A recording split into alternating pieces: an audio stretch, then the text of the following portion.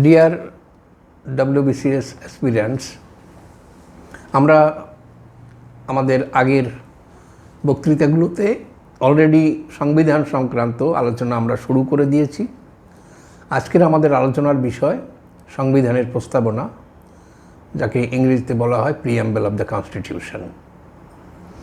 তো এখানে আমরা আলোচনার সুবিধার জন্য বা একটু বিস্তারিত আলোচনা করার জন্য একটু দুই অংশে ভাগ করে নিতে চাইছি। প্রথম অংশে তত্ত্বগত দিকগুলো এবং দ্বিতীয় অংশে সেকেন্ড পার্টে আমরা আলোচনা করব সংবিধানের টেক্সট এবং তার বিশ্লেষণ। এই দুটো জিনিসকে ধরে আলোচনা করব।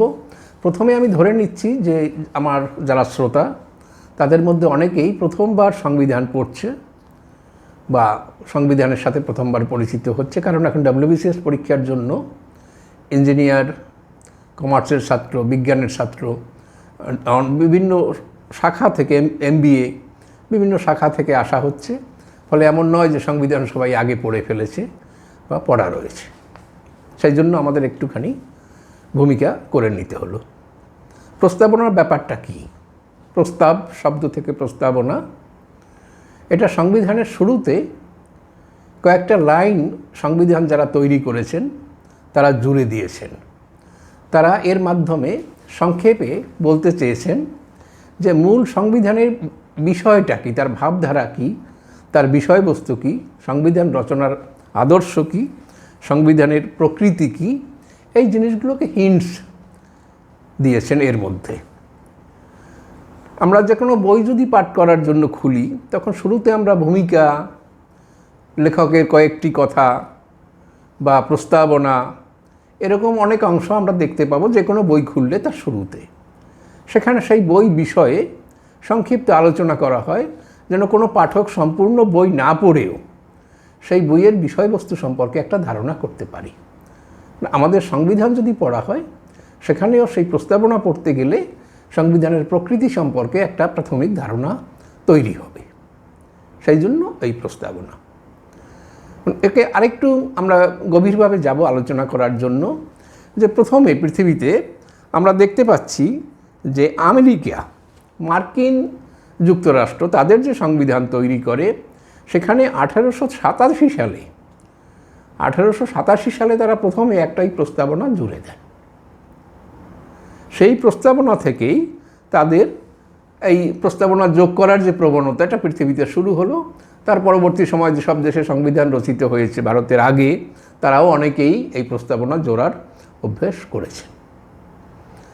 অর্থাৎ এটা একটা নতুন কিছু নয়, অভিনব কিছু নয়। পৃথিবীর অনেক দেশ জুড়েই এই জিনিসটা ঘটছে, আমরাও সেটাকে ফলো করেছি। জওহরলাল নেহেরু 1946 সালে সংবিধান সভা, যাকে কনস্টিটিউয়েন্ট অ্যাসেম্বলি বলে, যারা সংবিধান তৈরি করেছেন, সেই সভায় তিনি প্রথম প্রস্তাব তোলেন যে সংবিধানের যে আদর্শ বা সংবিধানের যে ভিত্তি, এর উপরে যদি আমরা একটা আলোচনা যোগ করে দিই তাহলে সুবিধা হবে।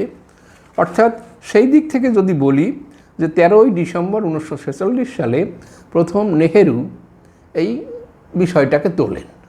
অর্থাৎ প্রস্তাবনা যোগ করার দিক থেকে যে একটা শুরু করা, সেই শুরু করার ক্ষেত্রে জওহরলাল নেহেরুর নামটা অবশ্যই এখানে আসবে।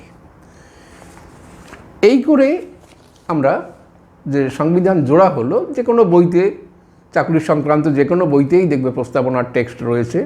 আমরাও পরে সেটা আলোচনা করব, টেক্সট ধরে আলোচনা করব। সেখানে we the people of India এই দিয়ে যেমন শুরু হয়েছে এবং কত তারিখে সেই সংবিধান গৃহীত হয়েছে সবার জানা আছে, সেটা যে 26শে নভেম্বর 1949 সালে এই সংবিধান গৃহীত হয়েছে। এই গৃহীত হওয়ার মধ্যে যে বিষয় যেটুকু, সেই নিয়ে আলোচনা এখানে কয়েকটা সেন্টেন্স মাত্র রয়েছে। তাহলে এটা কি জিনিসটা? তাহলে কি বইয়ের মধ্যে রয়েছে, দুই মলাটের মধ্যে রয়েছে, প্রস্তাবনা সেখানে আছে। এই নিয়ে প্রথম যে প্রশ্ন উঠছে সেটা হলো, এই প্রস্তাবনা কি সংবিধানের অংশ? এটাকে কি সংবিধানের অংশ বলা যাবে? এই নিয়ে নানান পণ্ডিত, আদালত, এদের নানান রকমের মতামত রয়েছে। সবাই বলছেন যে এটা সংবিধানের কোনো কার্যকরী অংশ নয়। সংবিধানের যে কার্যকরী অংশ সে আর্টিকেল 1 থেকে শুরু হয়েছে, প্রস্তাবনা তার বাইরের জিনিস। ফলে একে সংবিধানের কার্যকরী অংশ বলে আমরা মনে করব না। সুপ্রিম কোর্টও কয়েকটা কেসে, সজ্জন সিং, বেরুবাড়ি, এই ধরনের বিখ্যাত সব কেস যেগুলো, সেখানে এই কথা বলেছে। কিন্তু পরবর্তী সময় 1973 সালে কেশবানন্দ ভারতী কেসে যে অবস্থান নিয়েছে, তাতে তারা বলেছে এটা সংবিধানের অংশ বলে গণ্য করা যেতে পারে। অংশ বলে গণ্য করা যেতে পারে এরকম একটা ধারণা দেওয়ার ফলে কি হয়েছে, পরবর্তীকালে 1976 সালে 42তম সংশোধনের দ্বারা এই প্রস্তাবনা সংশোধনও করা হয়েছে। এটা জানা থাকা উচিত যে 42তম সংশোধনে সংবিধানের অনেক কিছু পাল্টানো হয়েছিল। সেই সময় 3টি শব্দ প্রস্তাবনাতেও ঢোকানো হয়েছে।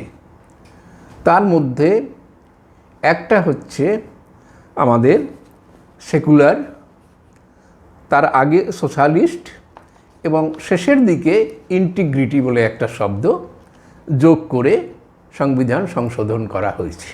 তাহলে প্রসঙ্গ উঠল কোথায়, যে সংবিধানের অংশ কি না। এখানে একটা সহজ সমাধান বা আমাদের একটা মতামত এই বিষয়ে রয়েছে যে 368 ধারায় অনুচ্ছেদে সংবিধান সংশোধনের ক্ষমতা পার্লামেন্টের হাতে দেওয়া হয়েছে। তাহলে 368 সংবিধানকে সংশোধন করার ক্ষমতা দেওয়া হয়েছে। সংশোধনের মধ্যে কি ঘটে? কিছু যোগ করা, কিছু বাদ দেওয়া, নতুন কিছু নিয়ে আসা, বা কিছু শব্দ বা ভাষা পরিবর্তন করা, নানান রকমেরই ঘটতে পারে। এভাবে আমাদের সংবিধান সংশোধন করা হয়। তাহলে প্রিয়াম্বেলে যখন 3টি শব্দ ঢোকানো হয়েছে, যোগ করা হয়েছে, তাহলে সেটাও সংবিধানের সংশোধনের অংশ হলো এবং 368-এর অ্যাপ্লাই হয়েছে। 368-এ কিন্তু বলা হয় না যে প্রিয়াম্বেলকে সংশোধন করা যাবে, সেখানে বলা হয়েছে যে 368-এর মাধ্যমে আমরা সংবিধানকে সংশোধন করতে পারব। তাহলে যদি প্রিয়াম্বেলকেও যদি সংশোধন করা যায়, তাহলে পরোক্ষে প্রমাণিত হয় যে সংবিধানের অংশ বলেই তাকে সংশোধন করা গেছে, এবং সেই সংশোধন পরবর্তীকালে আদালত মেনে নিয়েছে। তাহলে দুই দিক থেকেই আমাদের প্রমাণ হয় যে একে আমাদের সংবিধানের অংশ বলে গণ্য করতে হবে। কারণ সংবিধানের অংশ না হলে 368 অ্যাপ্লাই করা যেত না, আর অ্যাপ্লাই করলেও আদালতের কাছে যখন চ্যালেঞ্জ করা হলো, আদালত সেটাকে মেনে নিত না। তাহলে সেভাবে আমরা বলতে পারি যে সংবিধানের অংশ, কিন্তু মূল কথাটা থেকে যাচ্ছে যেটা সংবিধানের কার্যকরী অংশ নয়। কার্যকরী অংশ আর্টিকেল 1 থেকে শুরু হলো, যেটা আমরা আরেকবার বলেছিলাম। তাহলে জিনিসটা কি? সংবিধানের টেক্সট যদি আমরা পড়ি, তাহলে বলবে যে we the people of India, আমরা ভারতের জনগণ আমাদের জন্য এমন একটা কনস্টিটিউশন তৈরি করলাম যেখানে এই বিষয় থাকবে, এবং আমরা এই সংবিধান সভার মাধ্যমে আজকে আমাদের এই সংবিধান গ্রহণ করা হলো। টেক্সটের মোটামুটিভাবে এই বিষয়। তাহলে সেভাবে কি হলো যে আমাদের রাষ্ট্র ব্যবস্থার প্রকৃতি কী? এখানে বলা হয়েছে সেকুলার, সোশ্যালিস্ট, ডেমোক্রেটিক, রিপাবলিক। অর্থাৎ আমাদের ডেমোক্রেটিক কান্ট্রি, আমাদের এটা একটা রিপাবলিক, এটা সভরেন কান্ট্রি। এগুলো হলো রাষ্ট্রের প্রকৃতি, অর্থাৎ কী ধরনের রাষ্ট্র। আমাদের গণতান্ত্রিক রাষ্ট্র, আমাদের রিপাবলিক সিস্টেম কি আমরা সেটা পরে আলোচনা করব, যেখানে রাষ্ট্রপ্রধান ফ্যামিলিগতভাবে বা জন্মগতভাবে আসে না, তিনি লোকের দ্বারা নির্বাচিত হন। তাহলে এমনিভাবে এক একটা করে পার্ট, এই প্রকৃতি এটা আলোচনা করা হয়েছে। এবং রাষ্ট্র ব্যবস্থার আদর্শ কী? আমাদের আদর্শ সবার মধ্যে সমান সুযোগ দেওয়ার ব্যবস্থা, সবাই এখানে সবার সম্প্রীতি বজায় রাখা, আমাদের সবার একসাথে সমৃদ্ধি হবে এটা আশা করা, এই ইত্যাদি যে ব্যবস্থা, সেটা হচ্ছে আমাদের রাষ্ট্র ব্যবস্থার আদর্শ। এই আদর্শগত দিক এখানে সংক্ষেপে, খুব সংক্ষেপে শব্দমাত্র দিয়ে তুলে ধরা হয়েছে, যেটা আমাদের পরবর্তীকালে অর্থাৎ সংবিধানের মধ্যে অনেক বিস্তারিতভাবে এই জিনিসগুলো আলোচনা করা হয়েছে। অর্থাৎ সংবিধানে যা আছে তার একটা চুম্বক মাত্র, তার একটা সারমর্ম, তার মূল ভাবার্থ এখানে নিয়ে আসা হয়েছে। সেই কারণের জন্য বিভিন্ন পণ্ডিতরা এর গুরুত্ব দিয়েছেন।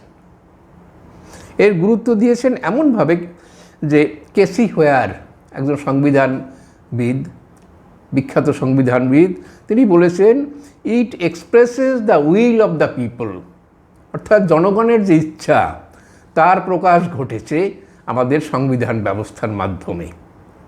অর্থাৎ সংবিধান যারা রচনা করেছেন তারা জনগণের প্রতিনিধি হিসাবেই সংবিধান রচনা করেছেন, যার জন্য আম্বেদকর এখানে বলেছেন the constitution has its root in the people, অর্থাৎ মানুষের মধ্যেই এর উৎস রয়েছে, মূল রয়েছে। It drives it authority from the people, অর্থাৎ সংবিধান রচনা করার যে অধিকার যে দেওয়া হয়েছে সংবিধান সবার উপর, তাও জনগণের কাছ থেকে পেয়েছে। সেই কারণে সংবিধান এর প্রস্তাবনা হয়ে উঠল সংবিধানের আদর্শগত এবং দার্শনিক ভিত্তি। অর্থাৎ সংবিধান প্রস্তাবনা পড়েই আমরা সংবিধানের প্রকৃতি সম্পর্কে, সংবিধানের আদর্শ সম্পর্কে, সংবিধানের যারা রচনা করেছেন তাদের চিন্তাভাবনা সম্পর্কে আমরা সম্যক ধারণা পেয়ে যাই। এরপরে এই সম্পর্কে যে অন্য যে মন্তব্য এসেছে, কেউ কেউ বলেছেন যে প্রস্তাবনা হচ্ছে সংবিধানের অন্তরাত্মা, এই প্রস্তাবনার মাধ্যমেই আমরা সম্পূর্ণ সংবিধানের মধ্যে আমরা প্রবেশ করতে পারি। এই একটা কথার থেকে আমাদের কোনো পণ্ডিত আবার বললেন, পালকিওয়ালা এ যুগের একজন বিখ্যাত আইনবিদ, পালকিওয়ালা বলেছেন কি, it is the identity card of the constitution, অর্থাৎ সংবিধানের যে পরিচিতি, এটা পরিচয়পত্র, এই প্রস্তাবনার মাধ্যমে আমরা সংবিধানকে চিনতে পারি। পালকিওয়ালা বিখ্যাত আইনবিদ, বিখ্যাত অ্যাডভোকেট, তিনি এই মতামত দিয়েছেন। এরপরে আরও কেউ কেউ ধারণা এরকমভাবে দিয়েছেন, কে এম মুন্সি সংবিধান রচনা করার সময় যিনি ছিলেন এর সাথে যুক্ত, তিনি বলছেন যে এটাকে পলিটিক্যাল হরোস্কোপ। হরোস্কোপ আমরা জানি যে জন্ম পত্রিকা, মানুষের জন্মকুণ্ডলী, সে সংবিধানের জন্মকুণ্ডলী বলে তিনি কে এম মুন্সি একে বলেছেন। ঠাকুরদাস ভার্গব আর একজন সদস্য, তিনি বলেছেন সোল অফ দ্য কনস্টিটিউশন, এ সংবিধানের আত্মা। অর্থাৎ সমস্ত লোকের কাছ থেকেই আমরা এর বিশেষ গুরুত্ব, সংবিধানের যে গুরুত্ব সেটা আমরা স্বীকৃত হয়েছে। মূলত সংবিধানের মূল অংশ নয়, না হলেও সংবিধানের ব্যাখ্যার ক্ষেত্রে এই যে তাৎপর্য, এর যে ভাবার্থ, সেই ব্যাখ্যাকে কাজে লাগানো যায়। যদিও প্রিয়াম্বল ইটসেলফ তার আইনগত ভিত্তি ততটা নেই যতটা দার্শনিক ভিত্তি এবং ভাবাদর্শগত ভিত্তি রয়েছে, ততটা আমরা আইনি ভিত্তি এর উপরে নেই, আইনের জোর ততটা নেই। কিন্তু একে বাদ দিয়ে সংবিধানের কথা ভাবা যায় না, কারণ সংবিধানের ক্ষেত্রে সেই দিক থেকে এ অত্যন্ত গুরুত্বপূর্ণ। এর মধ্যে যা কিছু বলা হয়েছে, কিছু কিছু শব্দ আমরা পরে যখন ব্যাখ্যা করব দ্বিতীয় অংশে তখন নিয়ে আসব। আমরা এই বলে আমাদের প্রথম অংশ শেষ করি। আমি সবাইকে বলবো যে এর সঙ্গে আমাদের দ্বিতীয় অংশ, তাও মন দিয়ে শুনতে হবে। সেটা মন দিয়ে শুনলে আমাদের কনস্টিটিউশন সম্পর্কে সম্পূর্ণ ধারণা, প্রিয়াম্বল সম্পর্কে সম্পূর্ণ ধারণা তৈরি হয়ে যাবে। ধন্যবাদ।